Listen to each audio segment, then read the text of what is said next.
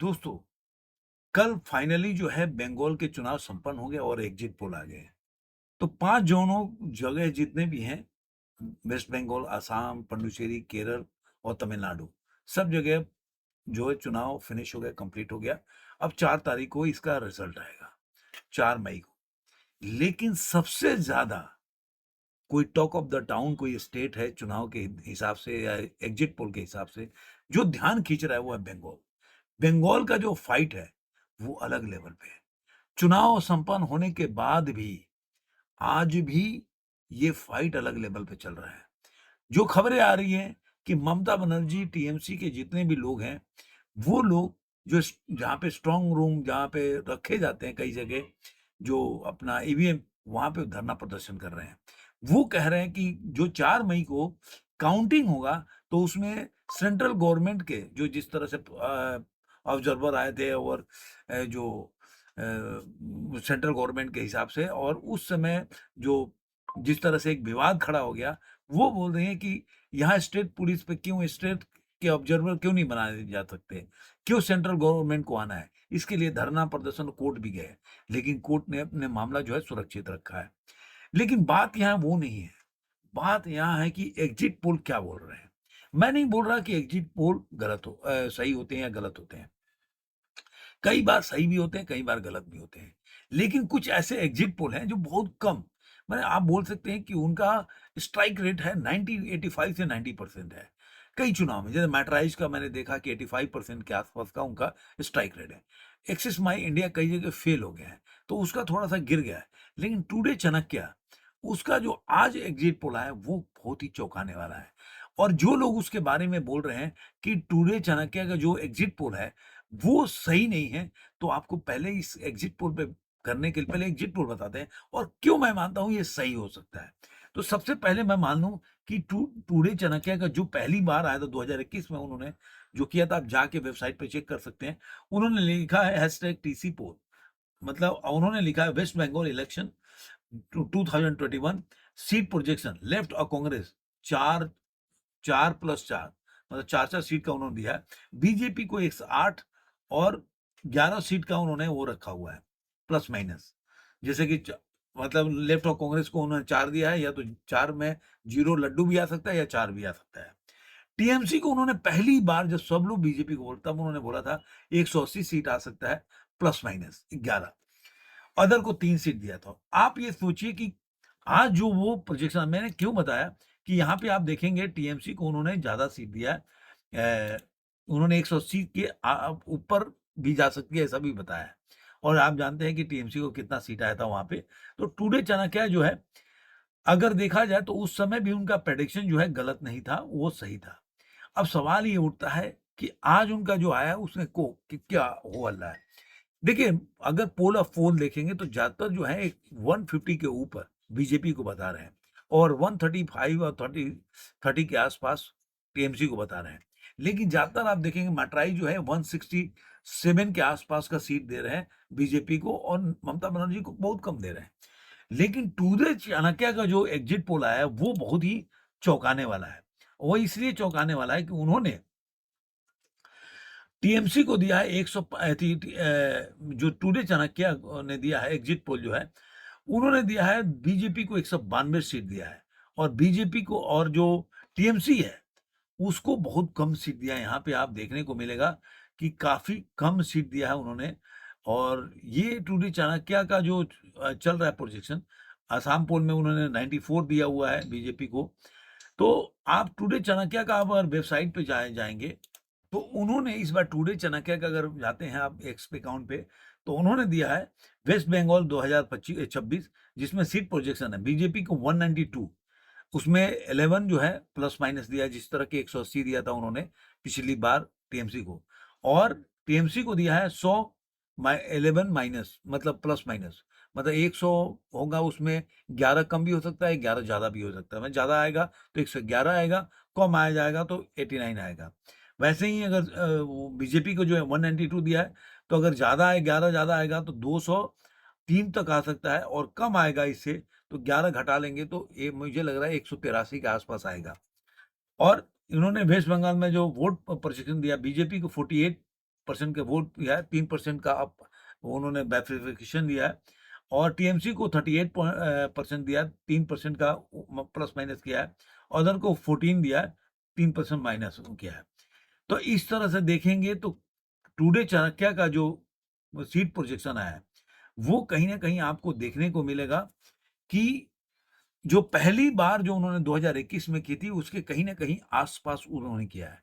तो अब सवाल ये उठता है कि और ऐसे ही आप देखेंगे कि जितने भी मैट्राइज़ जो है, मैट्राइज़ को मैं जो है वो मेरे को ज़्यादा ऑथेंटिक इस बिहार के चुनाव में देखेंगे, मैट्राइज़ से काफ़ी सिमिलर था। सबसे ज़्यादा मैट्राइज़ ने जो दिया था 167 के आस-पास से ऊपर दिया था, इसमें 165 या 61 दिया मैट्राइज़ ने।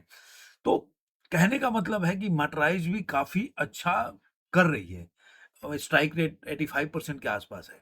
लेकिन सवाल एग्ज़िट पोल का मैं कभी नहीं मानता कि एग्ज़िट पोल बीजेपी की भी तरफ से ये खबर आ रही है कि बीजेपी लोग मान के चल रहे हैं कि 175 से प्लस ही होगा, नीचे नहीं आने वाली है। मतलब उनके भी जो अंदर से उन्होंने सर्वे कराया होगा, उनकी अपनी टीम लगी हो, तो उन्होंने जो फीडबैक दिया है 175 के नीचे दिया है। अब सवाल ये मैं जो बोला ना आपको कि मैं क्यों मानता हूँ कि ये जो एग्ज़िट पोल है, वो एग्ज़िट पोल कहीं न कहीं मतलब ये दर्शाता कि ये एग्ज़िट पोल जो एक वेव बता रहा है, वो सही क्यों मानता हूँ? मैं एग्ज़िट पोल सही है ये नहीं बोल रहा हूँ, लेकिन वेव को क्यों मानता हूँ कि सही हो सकता है उसकी वजह है।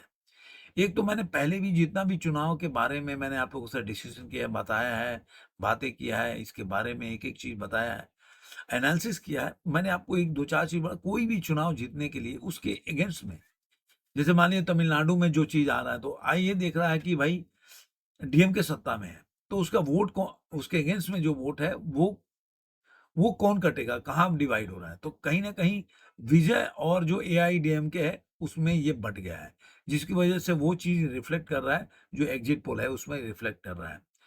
तो आपको देखेंगे जब जो वोट बढ़ता है, जैसे आपने बिहार में देखा होगा कि बिहार में किस तरह से जो वोट था तेजस्वी यादव का, वो बँट गया, लेकिन जो बीजेपी के कोर वोट थे, जहाँ पे स्ट्रॉन्ग था, वो वोट नहीं बँट पाया। बीजेपी के अगेंस्ट में जो वोट थे, जो सत्ताधारी दल के, वो कई जगह तेज प्रताप यादव अलग लड़ रहे थे, अरविंद केजरीवाल भी कई जगह एमआईएम लड़ रहा था, फिर प्रशांत किशोर की पार्टी लड़ रही थी और आरजेडी तो लड़ ही रही थी। तो इसलिए जो वोट था बीजेपी के अगेंस्ट वो काफ़ी बँट गया। ऐसे ही आपको यहाँ पे देखने को मिलेगा कि एक तो एसआईआर की वजह से आपको पता है कि जो 60 लाख का वोट का अंतर था, वो करीब-करीब 12% मतलब ये 6-7% हो गया कि वोट शेयर था जो कि बीजेपी से ज़्यादा था।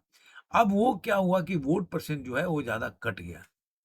कट इन द सेंस क्या कि 12% यानी कि 91,000 लाख के आसपास के वोट कट गए। तो 12% वोट कम हो गया। उसके बाद आप देखिए कि अगर पिछली बार 84% मैं आपको आंकड़ा समझा रहा हूँ, 84% के आस-पास वोट आया था। इस समय 92 के आस-पास। तो आप मान के चलिए कि 7 से 8% वोट ज़्यादा है। तो 7 से 8% नहीं, एक 12% भी अगर इसमें जोड़ते हैं जो कि कट गया है, 12% वोटा है, तो आप अगर देखेंगे कि पिछले साल अगर 84% वोट चला है और उसमें से 12% अगर कट गया 84% वोट, तो 72% के आसपास उस हिसाब से वोट पड़ना चाहिए था पिछले साल के 2021 के हिसाब से। मतलब अगर पिछली 2021 में 84% वोट था, उसमें से 12% इस बार वोट कट गया, तो आप मान के चलिए कि ये 12% कटेगा तो आपको कितना हो जाएगा 72% के आसपास हो जाएगा। लेकिन यहाँ पे आपको 7% का जंप दिखा रहा है, तो ये 7-8% का जंप नहीं है। ये आप मान के चलिए कि 12% भी आपको जोड़ना पड़ेगा। कि वो जो कटा हुआ 12% है, उसके बावजूद भी ये 7% बढ़ा है, तो वो आप सोचिए कि वो तो मेकअप किया ही 12%। तो 12% जो 84 72 से एकदम सीधे 84 72% कट के होगा और उससे सीधे 72 से 92 तक 20% वोट परसेंट का अंतर होता है। अगर पिछले साल से तुलना करें कटा हुआ वोट को लेकर तो 20% के आसपास का वोट शेयर का अंतर आता आज के टाइम में। तो आप आइडिया लगा सकते हैं कि अब ये मान के चलिए कि जो वोट था, ममता बनर्जी हाईएस्ट वोट 48% पाई थी। उससे ज़्यादा तो वोट पा नहीं सकती वो। मतलब उनका एक मुस्लिम मतदाता हो गया, जो उनका वो था, वो सबसे अच्छा प्रदर्शन उनका पिछले साल था। तो अब वहाँ पे आके वो रुक गई। तो अब जो वोट बढ़ा, तो किसका वोट बढ़ा? जो लोग निकल नहीं पा रहे थे। आपने देखा होगा किस तरह से टेप चिपकाया गया, किस तरह से धमकाया जा रहा है, और कोई भी मीडिया हाउस ने इसको अपने से दिखाया नहीं कि किस तरह से लोग धमका रहे हैं। अभिषेक बनर्जी से लेकर प्रवक्ता तक धमका रहे हैं और खुलेआम धमका रहे हैं। उसके बावजूद भी अगर वोट करने जा रहे हैं, औरतें बोल रही हैं कि क्या मैं यहाँ जय श्री राम नहीं बोल सकती? मेरे गर्दन पे छुरा रख के आप कोई चीज़ और बुलवा दोगे। तो कहने का मतलब है कि इस बार जो वोट परसेंटेज लोग बाहर निकल के वोट किए, तो यही चीज़ द दर्शाता है कि इस बार बीजेपी के जो वोट परसेंट निकल के वोटिंग कर रहे हैं, इसका मतलब जो पहले वोट नहीं कर पाते होंगे, जो लोग घर में चुप के बैठे होंगे, और जो वो लोग निकल के वोट किए, जिनका मान लीजिए कि मेरा वोट है, वोटर आईडी है, लेकिन मैं वोट नहीं दे पा रहा हूँ। मेरे अगेंस्ट में मुझे धमकाए, मैं नहीं निकल पा रहा हूँ।